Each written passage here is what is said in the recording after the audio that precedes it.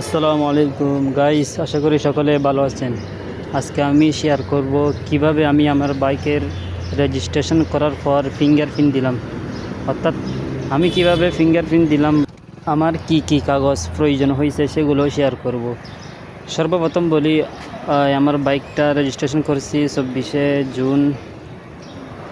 Registration করার পর এক সপ্তাহ, কুরবানের বন্ধ এক সপ্তাহ মতো ছিল।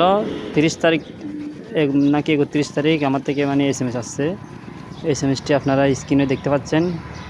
সেখানে শুধু বলা হয়েছে ওই রেজিস্ট্রেশন পেপার, অর্থাৎ ওই বাইক রেজিস্ট্রেশন করার সময় যে কাগজটি দেওয়া হয়েছিল সেটি, আর তারপরে বলা হয়েছে ওই বুডার আইডি কার্ড, অর্থাৎ অরিজিনাল বুডার আইডি কার্ড, তারপর তার ফটোকপি। এখানে ট্যাক্স টোকেনের কথা বলা হয় নাই। যাই হোক, 2 তারিখ BRT-তে গিয়ে আরও যারা ফিঙ্গারপ্রিন্ট দিতে আসছে তাদের সাথে যোগাযোগ করে জানতে পারলাম, তারা বলতেছে কি ওই SMS-এ যেটা বলা হয়েছে voter ID card, original voter ID card photocopy, তারপর অ্যাকনলেজমেন্ট স্লিপ, এই দুইটার কথা। কিন্তু তারা বলতেছে কি ওই ট্যাক্স টোকেন সেটাও লাগবে।